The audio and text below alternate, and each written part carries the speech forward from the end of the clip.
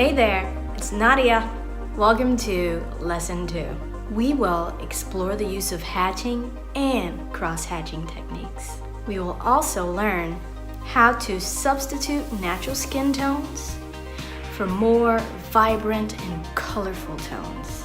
Let's get started. Let me go over the tools we're going to be using for part 2 or lesson 2. Now, I use pens for my second layer, and the type of pen I use varies. I usually use the Sharpie ultra fine point pens in all different colors.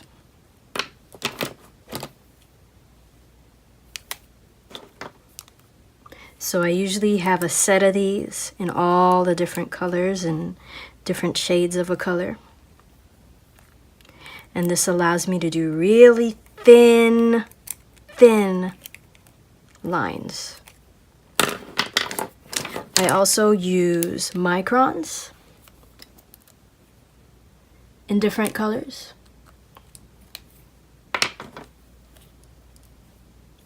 Now microns are a lot thinner than the Sharpie points, and they allow me to do even thinner lines if I need to. I also use regular pens that we use to sign papers with and write letters with. And these pens also come in different colors. And you can really get some really cool colors out of these pens. These plain old pens.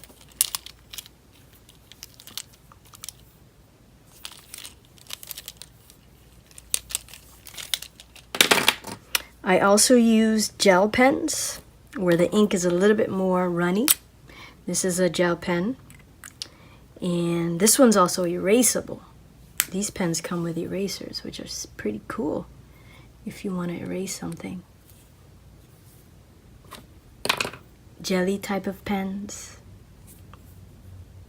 You can see how watery the ink is in there. And I like that. Rolls out really smooth.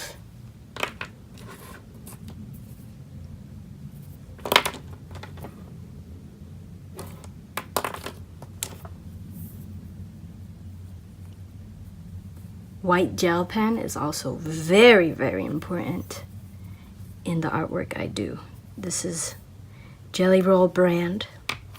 And as I use these, I will explain why I'm using them and how I'm using them. I have to say that the second layer is probably one of my favorite parts to work with because it's very relaxing. I'm using a technique that pretty much keeps me consumed in what I'm doing. So the techniques I use for layer 2 are hatching and cross-hatching. Now hatching and cross-hatching are linear drawing techniques. What that means is we're going to be using lines, a lot of lines, which is, it kind of sounds scary, but in the end it ends up being very, very relaxing and very fun. Now, these textures can be used to create, or these techniques can be used to create texture, value, and it gives you the illusion of form and light. Hatching and cross-hatching, they're often used together, and I often always use them together. I don't use one or the other. I use both. And the technique of hatching and cross-hatching, it works well with pencil, pens, which we're going to use today, and what else? Pastels, colored pencils, anything with a fine point, you get some really good hatching and cross-hatching work done with. So I'm going to show you how to hatch first, And then I'm gonna show you cross hatching. Now hatching is created when we use non-crossing lines to add value. So I have 2 lines, 3, 4, on, and they don't cross each other. That means I don't do any that go in the horizontal position. I'm just going next to each other. This is hatching. Now these lines are usually parallel, and you add value based on how much lines you put. So if I put these lines a little bit closer, it gives the appearance that what I am drawing is darker. And if I place the lines further apart, what I'm drawing will appear to be lighter. And I'll show you that while I'm doing this work of art. Now the next topic is cross hatching. Now when cross hatching is used, you begin to add value the same way as hatching. So I can go vertical, but then I start going horizontal too. This is cross hatching. The lines are crossing over each other. Now, same with hatching. The more lines I do, the darker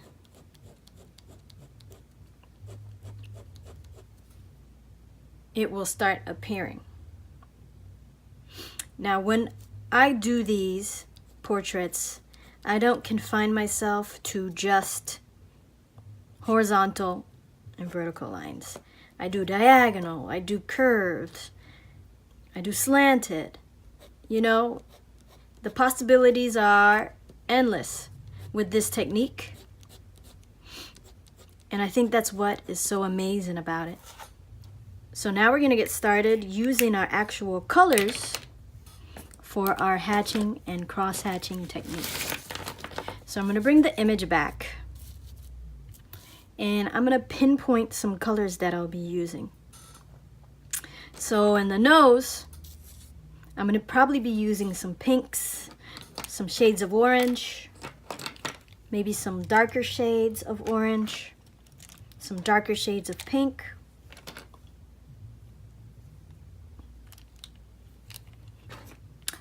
One color I always use is this one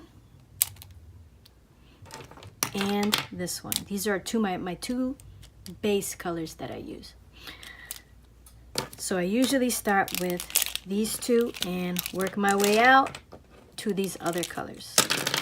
Now I'm using the pens, as I stated before, because they give me a lot of variety in line. So I'm going to move my image to where I can see it and work from it at the same time. And our focus is going to be here on the actual subject.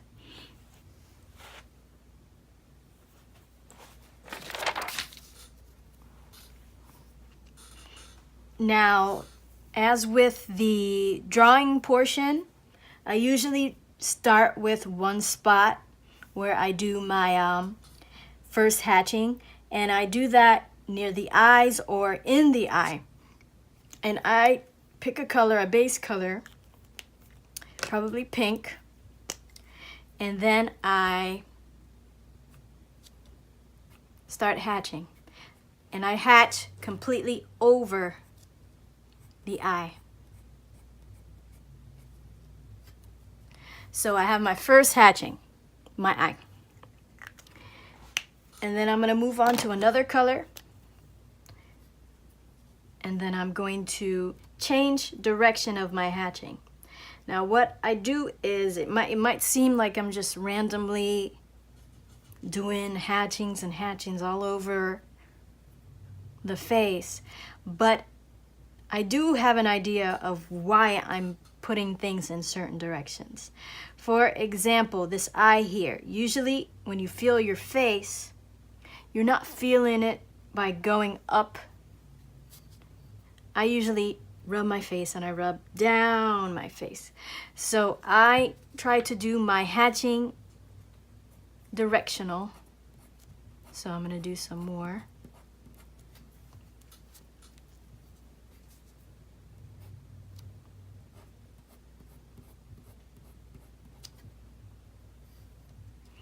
And I'm going to go around the eye.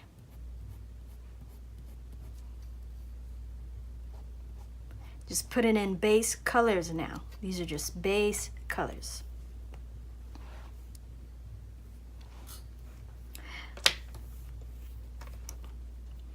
Now after I have my base colors in,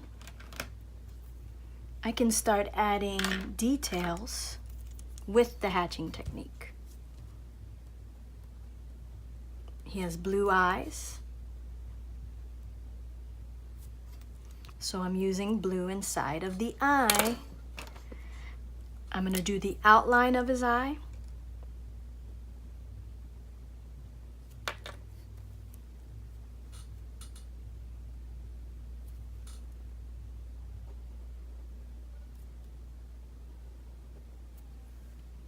And this isn't hatching or cross hatching. This is just simple outlining that I'm doing around the eyes.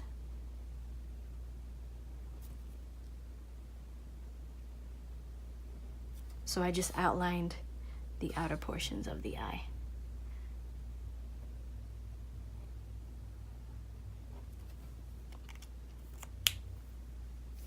And then as I work, I'm going to look at my image and say, okay, he has a little bit of orange above his eye. So I'm gonna take my orange and do some orange hatching above his eye. He also has some below as well.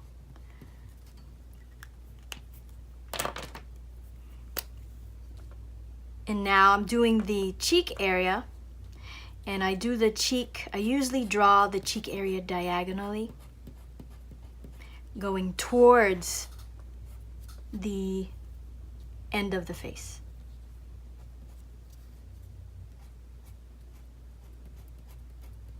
And notice I'm starting to cross hatch now because I want this area to be a little bit darker than this bottom part right here. And I'm just choosing pens. I have my pens laid out next to me, and I just choose them as I go. I'm not working with one side per se and then moving on to another side. I'm a little bit all over the place, but still regimented. I know why I'm moving all over the place.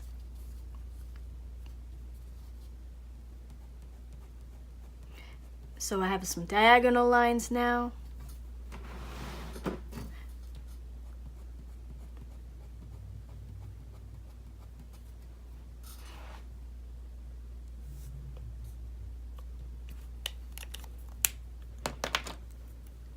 Let me show you how I draw the nose.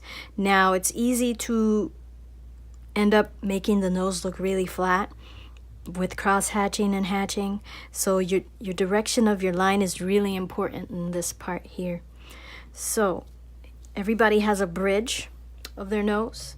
So what I do with the bridge is the complete center. I do my lines horizontally.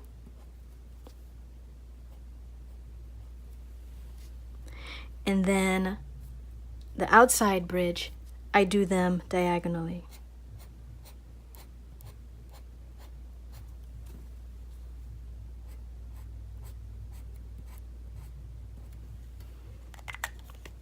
Let me go on in some orange.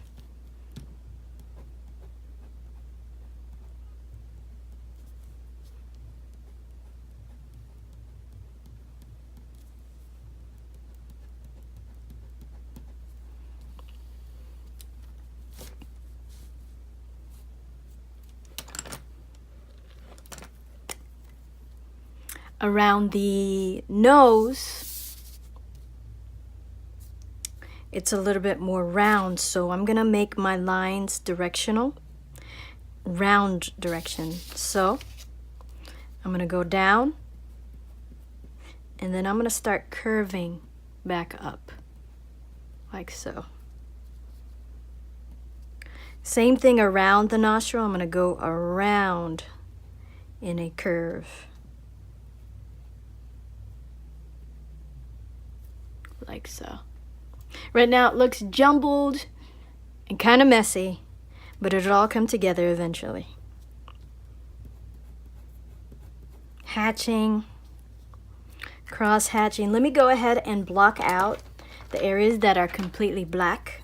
For example, his pupil is completely black in the center, like everybody's, of course. And his nostrils.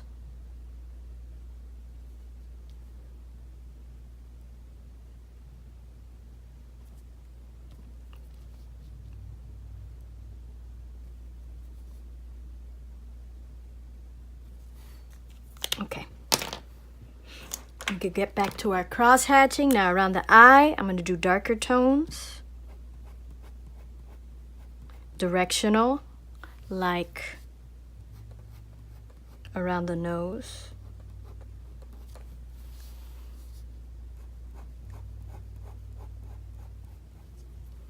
Cross hatch with purpose, I say. With purpose. And all you really have to do is just look at the picture. The picture will guide you.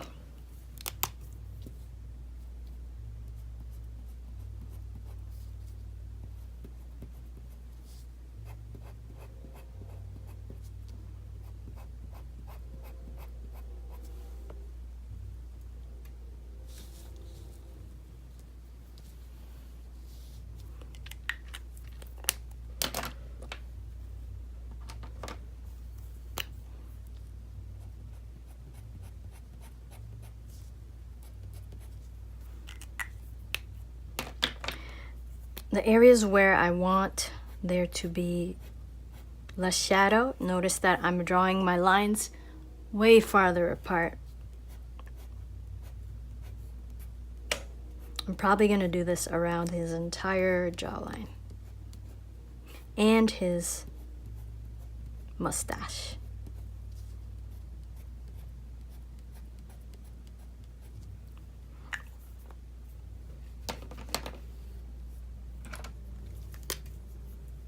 Lines that are already there, you could go ahead and darken them using whatever color you have. Now the cool thing about this technique too, or my technique, is I don't always use the color that is actually there. I have a lot of variation in my color choices.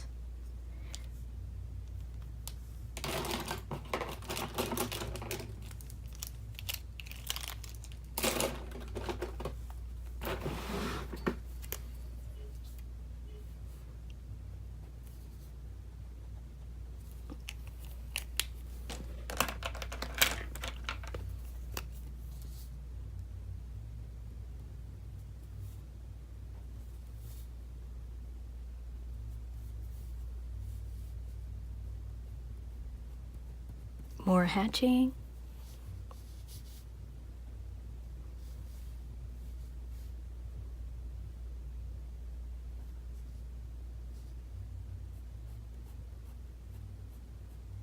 And cross hatching. Variation in color, variation in line.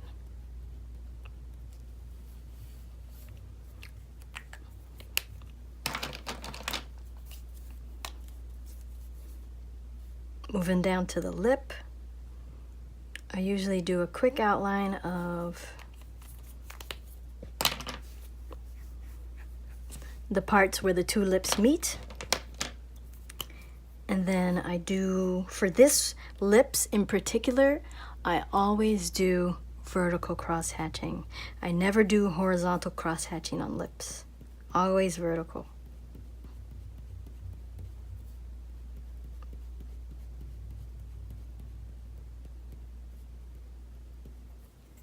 And I also use different variations of a color because a lip is not one color. Our lips are various colors, so I might go in with a darker shade of pink where the lip shows darker in the image.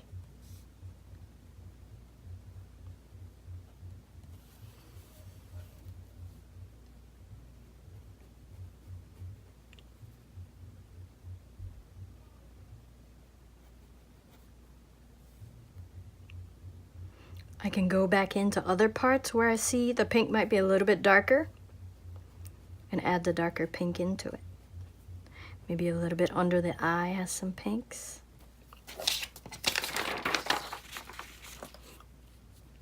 Under the eyes, a little bit under where his mustache meets his nose has a little more pink on both sides.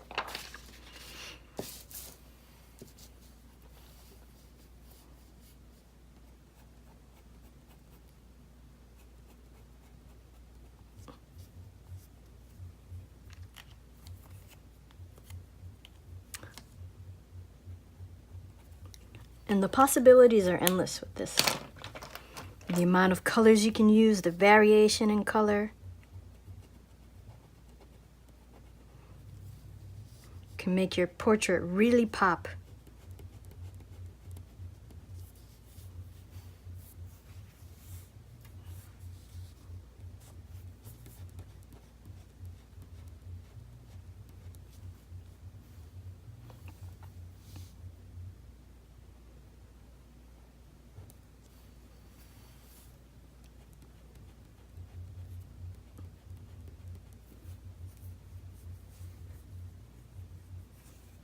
And one neat thing about this stage as well is that even if I mess up completely on this stage, it's just lines. And it gives the paper a bit of a texture, an implied texture, rather than a realistic texture you can feel. When you look at the image with this layer behind it, makes it look a little bit more rough.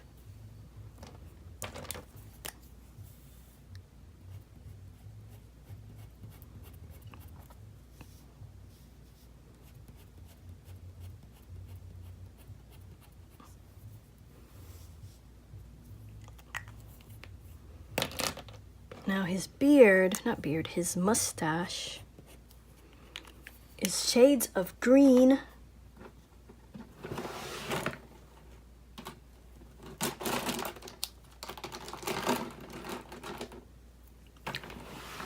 Even though I'm not using the exact same colors, I try to be as close in some aspects, be as close as possible to the original color.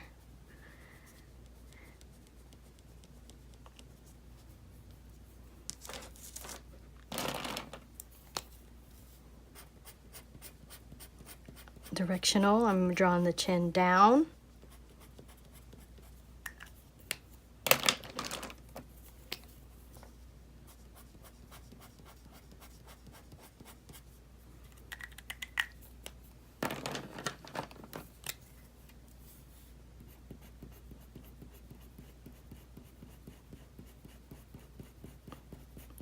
Closer together because this area is darker in the picture.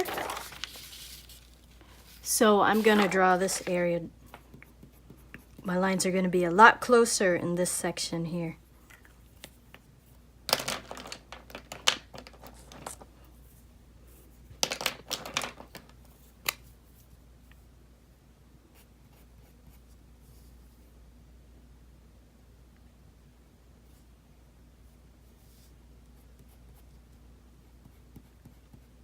I also cross-hatch the eyebrows. Even though the eyebrows have their own direction, I try to follow it, but usually I just cross-hatch it like I did on this eyebrow here. And it was easy to fill in the eyebrow because I already had my area blocked out from my base sketch.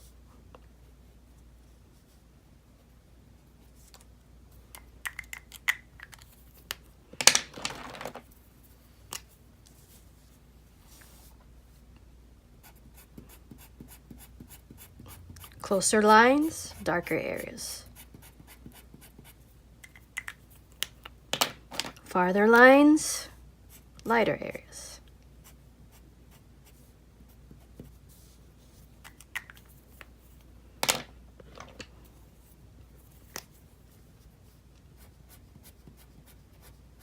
Now you can fill in the entire portrait, or you can leave some spaces empty. I usually fill in the entire portrait because I feel like the more lines, the more the better. The more texture it looks like it has in it, with more lines.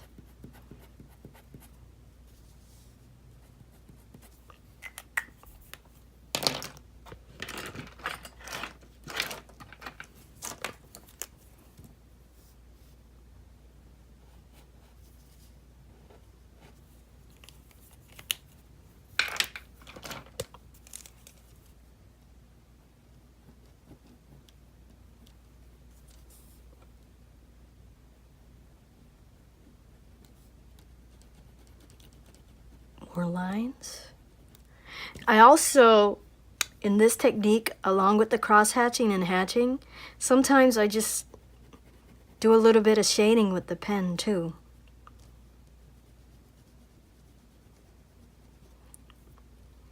In the end, it's just a quicker version of the hatching technique.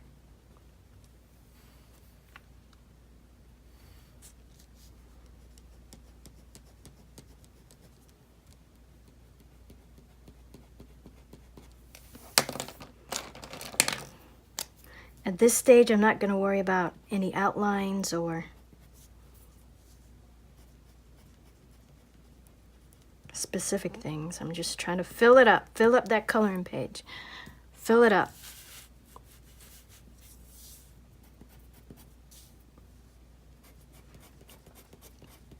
Get the neck in, because the neck is equally as important as the face. Directional lines as well gives the form of the neck.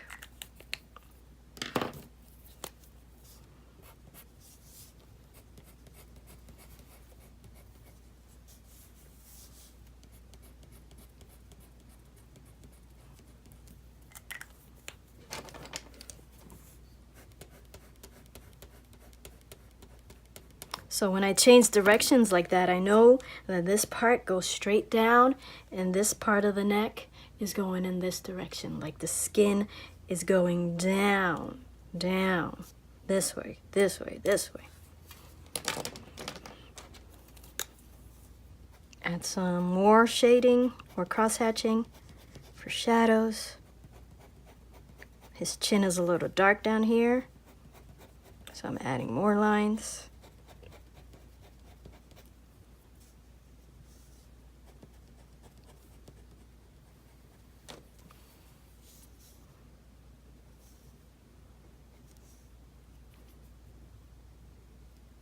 And I'm going to keep doing this until I feel that it has enough lines. I'm not going to go ahead and touch the hair yet, because we're going to work with that in our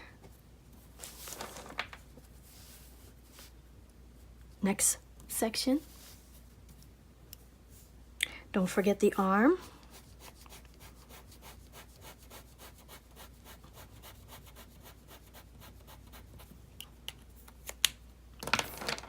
Now his arm isn't really showing in this one here. So what I have to do is use my knowledge of shadows and lights. We know the light source is coming from this direction here. So the lighter parts of his arm are on the outside and the darker parts are on the inside. So I'm going to use lighter tones on the outside.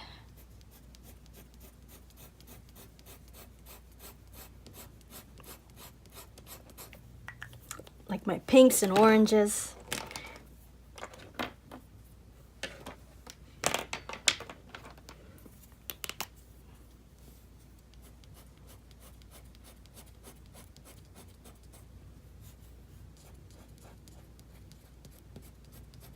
And these are also directional, not just straight down or across.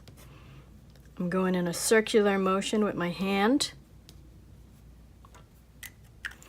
Because your arm, the top of your arm, or your hand, no, arm, is circular.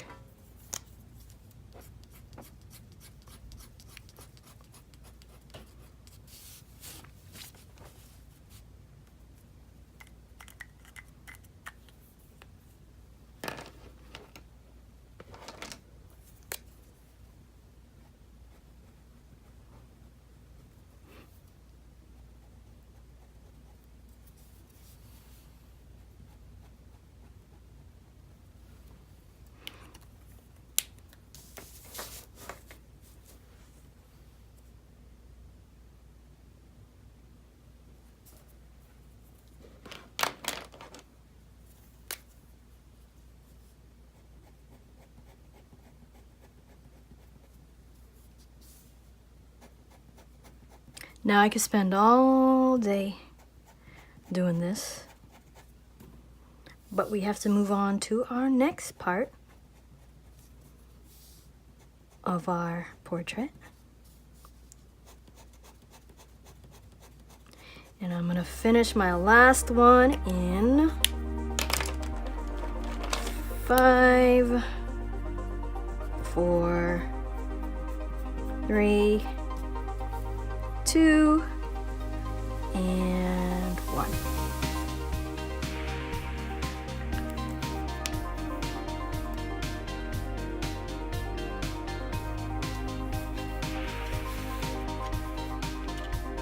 That's it for lesson 2.